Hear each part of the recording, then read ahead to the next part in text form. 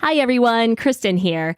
I'm jumping in real quick to let you know about a huge giveaway that we're doing in order to celebrate the launch of the podcast. We're giving away thousands of dollars of prizes, from books we're reading to custom mugs to the grand prize of a 3-month membership in my brand new coaching program. To enter and learn more, you can check out the link in the show notes or go directly to our website at loveandleadershippod.com. Thank you so much for listening. Now, enjoy the show.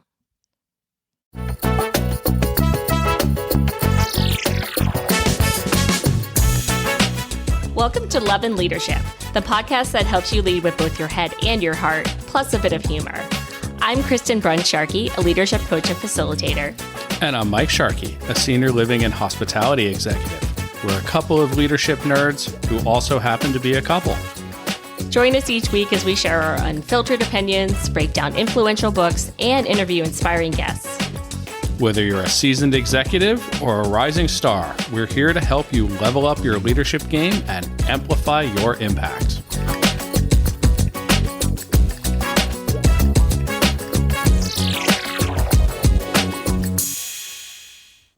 Hello, everybody, and welcome to the very first episode of Love and Leadership. I'm Kristen Brun Sharkey. And I'm Mike Sharkey. And we are really excited to be here with you. And if you happen to be listening on our launch day or shortly after, this is the first of 3 episodes that are on your feed now. So this very first one will be a little bit of a different format. We're going to spend some time talking about who we are, why we're doing this podcast, and particularly the topic of, is leadership a learned skill? And then our other 2 episodes that are live, one of them is on the topic of executive presence. That's a discussion format. And then we're also going to do our first episode where we go through a book and talk about our key takeaways. And our one for that is Boundaries for Leaders, which is by Dr. Henry Cloud. But for today, let's start with who we are. That's a big question. Way to go existential from the get-go. Oh, no. I did not mean to go existential with you. You invited me to this podcast, so you should know what you're getting. Well, and you married me. I did marry you. Do you want to start there with how we met? Should I tell everybody that you blew me off for our first date? Is this too soon? I'm making a really strong impression with our listeners, I'm sure. Well, we found out more later on about why you had trouble with being on time. And you were a little bit late for our actual first date. Yeah. Well, for listeners, what was supposed to be our first date, we met online, it was going to be like a coffee date, and it was a really busy weekend, and I kind of woke up. I wasn't feeling great. Yeah. So I kind of last minute bailed. Uh-huh. And then our actual first date, I was like 30 minutes late. Probably closer to 45. Okay. All right now. But here we are. I really stuck around for that. Yeah, well. Must have been desperate. Or you were just so transfixed by my awesomeness. I think it's answer B, yes. Yes. Okay. But 2.5 years later, here we are. We got married last year. And we did. Funny enough, I think leadership development was a topic on our first date. I'm pretty sure either the first or second date, we kind of bonded over the fact that it's something that we both care very deeply about and we a lot of reading on. Talking about all the books that we've read, not just, leadership books, but also I don't love the term self-help books, but books of introspection and how to improve yourself, improve your life, improve your work, I'm always looking to improve. So at some point I found out that people actually wrote about these things and studied these things in depth. And that was kind of a taking off point for me. That got you the third date, by the way. Okay. Yeah. He acts like he was all cool and... Oh, I was so cool. Yeah. Just for that brief period in time. Okay, great. So why don't we kind of do a little background and talk about how we got here. So for our listeners, we are now on our third attempt to record our backgrounds. Both Kristen and I, despite trying to give very brief summaries of our background, have both given 15-minute cover letters to job interviews. It's hard to describe your background in your life and how you got to the point where you think you're qualified to start a leadership podcast without like giving your entire CV. So we're going to spare you from our interview version of what our background is and attempt to go with shorter versions. But to start on my end, so I interestingly originally thought I was probably going to be a professional musician, which is something that Mike and I have in common. But I played the flute very seriously. It became pretty apparent about a year into college that it was not really going to be the right career path for me. So that really led me to my business degree and going into marketing. I spent the first several years of my career at a digital ad agency, which was amazing for a lot of reasons. It's a lot of work hard, play hard. Everybody's young. And it's also a lot of opportunities because there's so much turnover and growth within there. So I had my first management job when I was a year and a half out of college. And it was an amazing learning experience. I just got promoted into increasing roles of greater number of team members and responsibility. And that really kind of gave me the foundation for a lot of what I talk about with leadership now.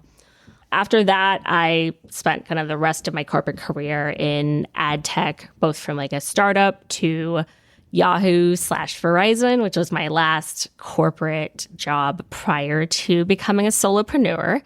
But that was many iterations, and I've had multiple roles leading different teams while I was there.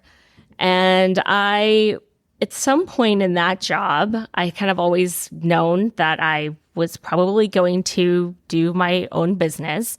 My dad was a small business coach and facilitator, so I kind of had that in my blood. And I wasn't really sure what my angle was going to be until I started doing improv about 8 years ago. And it was just completely on a whim. I just took a class and I was like, oh, that was kind of fun. Maybe I'll take another class, and then maybe I'll take a 6-week level 1 class. And then before I knew it, I had been doing it nonstop for a year and a half, and I was performing regularly, and I was just absolutely in love with it.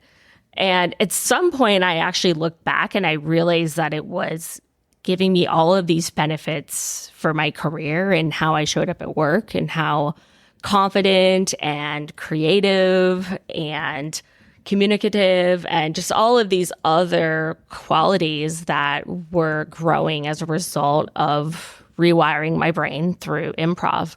So that is now the center of what I do for work. I do executive coaching. I facilitate workshops, retreats, offsites, etc.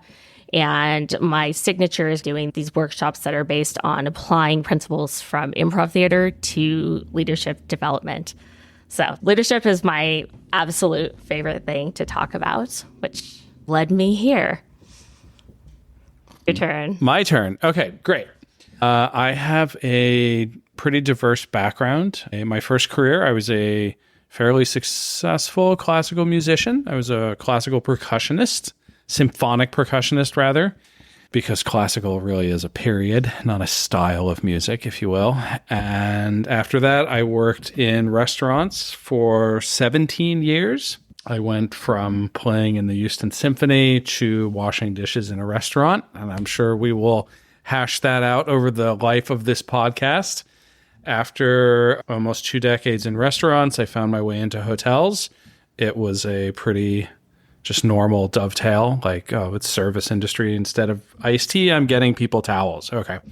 So I did that for about a decade, and then I transitioned very briefly into HOA management, and then to my current industry, which is senior living. I run a RCFE. It is a residential care facility for the elderly. We are licensed by the Department of Social Services, not the medical wing of the government. And we provide housing and food and activities and some assistance with activities of daily life. So that's where I am now. And my background in leadership, I've always been an ardent student of history, especially military history. So I was always very familiar with the idea of the leader, right? And for me, that was often a great general. But to me, I didn't really know that it was a skill that you could break down and you could study and you could improve. And I had a vice president while I was working in hotels take all of the front office managers in our cluster to a one-day, offsite. And it was a little unusual because you wouldn't normally interact that much with your vice president as a front office manager. There's a couple layers of management in between you. But he thought that this leadership development seminar was so important that he pulled us out of our hotels at absolutely the busiest time of the year. We were all like stressed to the gills because you don't know what's going on in your hotel while you're not there. But he had 3 books. There were 3 of us in the little cluster, and he had 3 books to share. And one of them was It's Your Ship by Captain Michael Abrashoff. And I am the son and grandson of some Navy men. So I gravitated toward that right away. Opening that book and reading it was a revelation. It was beautiful, both in that he was an amazingly successful leader, and that also that it kind of clicked for me like, oh, this is a subject that I can study, that I can learn. And I've probably now read, 200 leadership books. I just didn't stop. Once I start on something, I just dig in and keep going. So I was lucky to meet Kristen. We got married and we kind of share the same nerdy passion. So here we are doing a podcast about leadership. We're all going to explore this together, try and get better at it and try and help other people. Yeah. I think that's part of the reason why we wanted to do this podcast. I mean, for one thing, we're both so passionate about leadership and especially helping leaders at all levels to get to wherever the next step in their career is. But also we come at leadership from very different backgrounds and industries. And I have more the education side of things, I guess. I actually did forget to mention that you have a master's degree in leadership. And what is the second part of that degree? Master's in management strategy and leadership. Okay. I don't have Michigan. any of those fancy schmancy college degrees. I'm from the School of Hard Knocks. I'm not really. I worked in vegetarian restaurants in New York. There's a level of intensity and brutality in restaurants that I personally never experienced. If you've ever read George Orwell's autobiography, if you haven't, you should. It's called Down and Out in Paris and London, and it's quite transformative.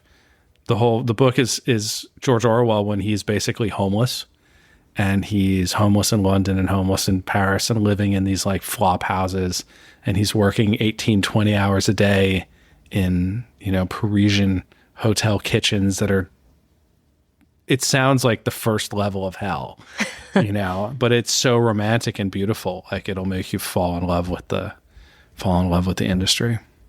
It does sound a little bit like The Bear.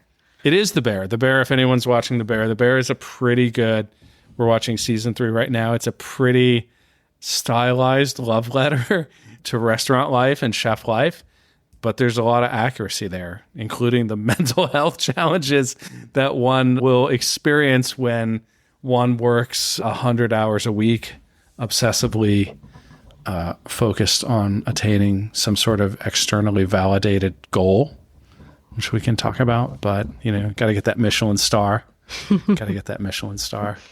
Yeah. And I think that, the fact that we come from these kind of different backgrounds and perspectives, but we tend to be pretty aligned in our approach to leadership. What would you say, Mike, is your overall philosophy on leadership if you had to do it in 30 seconds or less? If I have to do it in 30 seconds or less, I'm going to steal from, my own leadership mentors, especially Jocko Willink, his book, Extreme Ownership. That's kind of my overall leadership philosophy. As the leader, you are fully responsible for everything that happens above you and below you. And you have to take, he says, extreme ownership. It's kind of a mentality where you don't ever blame anybody else. If I have a line cook that's not getting it, I don't say this guy's just not getting it. I say, I have not explained this clearly enough to him, or I have not figured out how he learns, or I have not spent enough time with him. Something like that. If my vice president is not giving me the resources that I need to accomplish my mission, it's the same thing. It's I have not done a good enough job leading up the chain of command to explain to him why I need these things, and you take that responsibility. So overall, that's my first principles of leadership I really got from him, and I've employed it very effectively. And we'll be doing that book pretty early on in our episodes. Yeah, you didn't want to do it early on, but we're doing it early on. I haven't read it, to be fair. So I have tried to play that in the car so many times. You have, absolutely. It's usually at a point where I'm not in the mood to listen to an audiobook, though. You're playing Sudoku. I'm like, you got to listen to this. It's so amazing. She's like, 1, 3, 5, 3, 1, 5. Yes, well, I don't know. Something to do with ADHD. I do a lot of playing games while doing other things. I love you the way you are. That's a tangent, anyway. Well, there's going to be a lot of tangents. Everybody needs to get used to it. If you're going to listen to this podcast, strap in, because I give TED Talks, and my lovely wife, as she mentioned, has recently been diagnosed with ADHD, and it's pretty fascinating. She has a neurodivergent brain, but the more I looked into it and the more I watched how she does things, this is, and from my unscientific background, I see it as an adaptation and an evolution of humanity. So we're literally watching human evolution. And I think some of these things that people are writing off as different, neurodivergence, things like that, they're actually the beginning of a biological evolution. And I teased her. I'm like, you're an advanced being.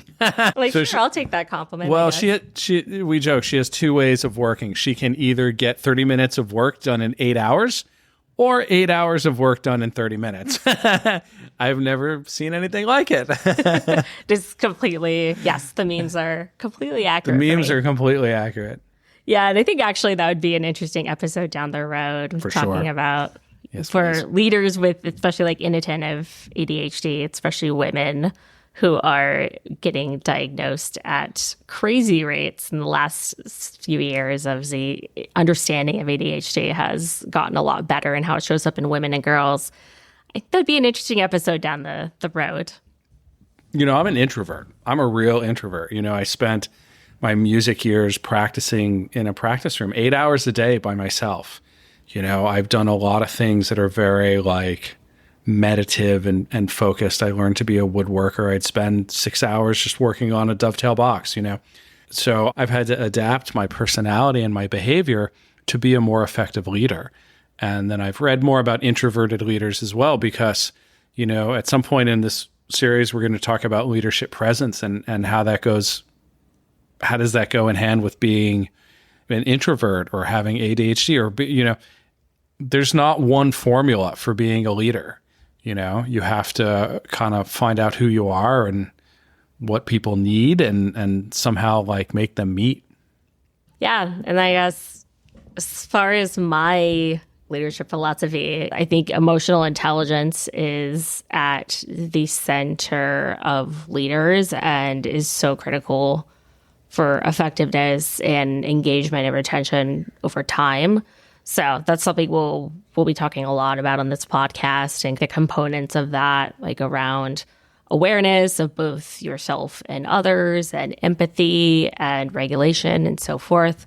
But the other phrase I go back to a lot with leaders is the fact that great leaders make more great leaders. The central role of a leader is not to necessarily be the smartest person in the room. They don't need to know everything, right? It's ultimately about like how can you create more leaders within your organization? And I go back to that a lot. I'd agree with that. I found that in actually the book in Extreme Ownership. He said the number one job of leaders is make more leaders. And it's very contrary. Like leadership is actually very contrary to the Western kind of archetype of what a leader is, courageous individual, winning by himself. It's kind of the Harry Potter model. If you watch the Harry Potter movies, it's Harry's the hero and everybody else is very much secondary, right? That's the hero, that's the leader. We glorify, the generals in World War II. We all know who Patton was, things like that. But it turns out that as a leader, the best thing you can do is teach other people, decentralize your mission, and get everybody on board with a shared vision rather than controlling everything, because it's exhausting and it doesn't work. So I second that. I echo that. I think that's very smart. So I guess that's what we're doing. We're here to make more leaders. Yep. Definitely comes back to our passion. And hopefully it will be enjoyable as well. We'll see about that. We'll see. There may be some tangents ahead. I'll edit out the worst ones. Well, I think this all kind of leads into our topic for this first podcast, other than introducing ourselves and what this podcast is. And that is around, is leadership something that can be learned, like the classic, are leaders born or are leaders made? And if you've listened this far, you probably have a good idea what our answers are on that. I think we're very much both strongly of the opinion that leadership is something that you can learn and develop. And there are definitely skills that help you in that process, but even emotional intelligence, which I think a lot of people assume is something that's very innate, is very much something that can be developed. Yeah, I was going to ask you about that because you mentioned that as such an important thing. And I think one of the things that's helped me be successful is I have such high emotional intelligence. And that is not from a good reason necessarily. It's kind of from how I grew up, kind of emotionally monitoring the people around me for different reasons, which is not a healthy way to grow up as a child. But it turned me into very, I know what people are kind of feeling and thinking, and I'm always watching facial expressions. And so I haven't had to learn that piece per se. So if I could learn from you how you break that down and teach, that would be awesome. So Absolutely. I'm looking forward to that episode. Yes, that is definitely its own episode, if not a series. It's a series. Yeah. It's a series now. And I think coming from tech, you guys talk about that a lot. And you train on that a lot. In other industries, we talk about it, but we don't do much in the way of actually honing these skills. We don't know how to, and we don't have the time to and the resources to. So hopefully this will serve as a tool for people that want to grow their skills and capacity. Yeah, absolutely. Yeah, and I was also looking up, has anybody done meta studies on how well can leadership be learned? And there is a lot of research on the effectiveness of training programs like organizational training and leadership development that shows really positive outcomes both for individuals and teams and for organizations. So I think there's also a lot of evidence that supports the notion that leadership is absolutely something that can be learned. If you are willing to put in the work, it doesn't mean it's going to be easy, because we all have our blind spots and our areas that are much more difficult than others. But if you're willing to put in the work and go through the kind of discomfort of maybe getting some difficult feedback and really going through that. Much difficult feedback. Yeah. Oh my God.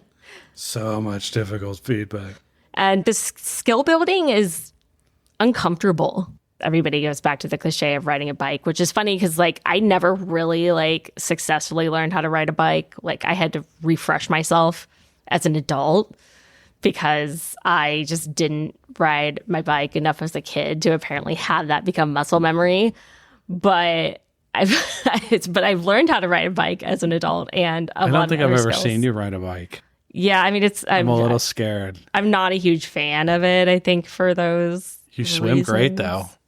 What? You swim great. Oh, yeah, I swim like a fish. But yeah, biking, not so much. But I would like to say, too, I think it's probably better that it's a skill that you need to learn than one that you're born with. Because usually when people say the part of leadership that you're born with is the charisma, public speaking charisma, which are and can be, especially public speaking, super, super important component of leadership presence and being a leader. However, I have observed in the many disciplines that I have learned over the years, the people that have to put in the effort rather than the ones that are born with it, they're certainly better teachers.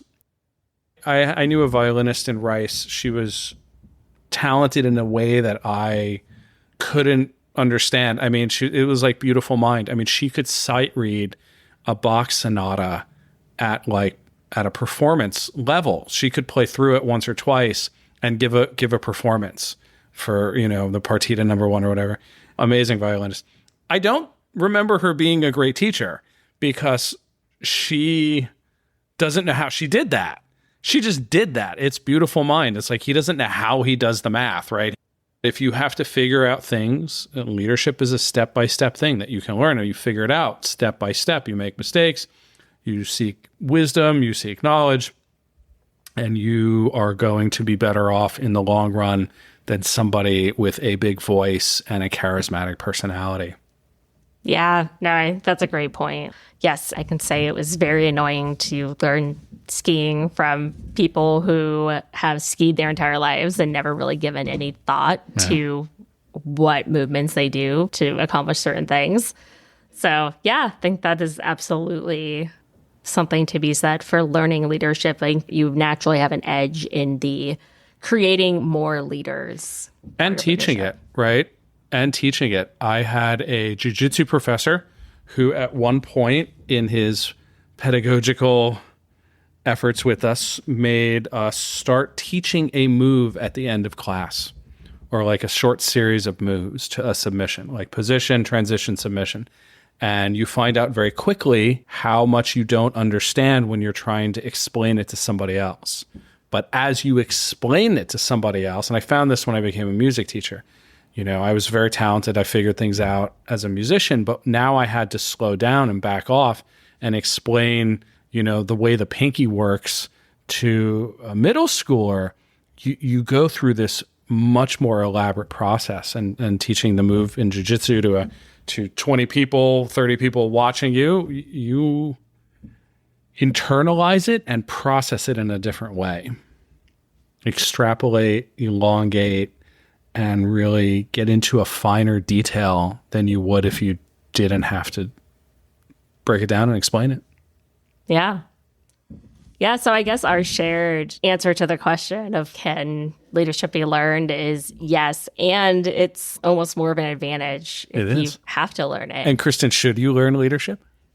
Absolutely. Absolutely. Because I'll tell you, responsibility is not all it's cracked up to be. I miss that doorman job. I think there's difference between learning how to lead and being in like a management role. Oh, okay. In corporate America, those are different? They can be. Let's talk about that. Yeah. I mean, there's absolutely ways that you can be a leader in terms of influencing stakeholders cross-functionally and being a mentor and an influence for the people on your team without necessarily having a manager title. Like you can very much be an individual contributor. You definitely don't need a leadership position or a title to be a leader. Something that I regret learning so late. I was definitely a little bit of a problem on some teams because I knew everything. I was right. I was so smart. They should do it my way. Why aren't they listening to me? It was fun. Yeah, people loved having me on their team. It was great. I absolutely sounds like a dream. Yeah. But no, we all learn as we age and go through experiences. Some of us the hard way. Yes. But I think part of what that comes down to as well is what does it take to learn how to become a great leader is to have a growth mindset, which you absolutely do. Of course. You may have been more arrogant in earlier years of your life. I didn't know you then, but you have like a deep value of learning and growing. And I think that brings a certain humility as a leader, right? If you're always looking for the next way that you can improve something, that you can grow as a person, as a leader, then it's going to make you a far better leader for the people who work for you too. Yeah. Humility is the most important trait a leader can have. Doesn't matter how far up your position is. Yeah. You said something earlier, like, you don't have to be the smartest person in the room. In fact, it's better when you're not. That's a hard concept for a lot of people, and probably for, I don't know, for men. You know, men very much are inherently competitive with each other as we, you know, have some introspection on that. But especially in the West, we come from a background of hunter-gatherers as opposed to Eastern civilizations, which were farmers for far longer. And in an agrarian society, you have to work together with dozens of people. And if you don't, you're all going to die. But hunter-gatherer is the exact opposite. It means everyone that I meet in the forest is competition for the very limited resources to keep me and my family alive. And I think we still see subconsciously, especially in the business world, in the work world, you know, everybody's competition. It's hard to subjugate your ego and say, oh, actually, I don't know how that works. Can you show me? Or can you teach me what you know? Or how did you do that? Or how do you think about that? I think imposter syndrome can be the enemy that's a whole episode as well. Which that's a series. It is going to be one of our earlier That's a episodes. series for me. For basically every client I work with. Yeah. It is very much a key topic. All right. So what have we've done some background. You got to meet us. We're awesome. Listen to our show. You can absolutely become a leader and grow your career and grow your own life. And what else? Yeah, I think that's pretty much it. We would love if you rated and subscribe. Like, subscribe. Rate, review, subscribe. Turn on the bell. Hit the bell icon. Is there a bell icon on Spotify? Or on podcasts? I don't know. There's a subscribe button. Well, you should subscribe because we're awesome. Yes. And this is going to be good. Again, if you're listening in our launch week, you have 2 more episodes to listen to right now. And we look forward to continuing the discussion with you. Cool. Can we get pizza now? Yes. Let's absolutely order pizza. Cool. Bye, everyone. Bye, everyone. The Love and Leadership podcast is produced and co-hosted by me, Kristen Brun Sharkey, and co-hosted by Mike Sharkey. Please rate and review us on Apple Podcasts, Spotify, or wherever else you get your podcasts. We can't stress enough just how much these reviews help. You can follow us on LinkedIn under Kristen Brun Sharkey and Michael Sharkey, and on Instagram as Love Leader Pod. You can also find more information on our website, loveandleadershippod.com. Thank you so much for listening, and we'll see you again next week.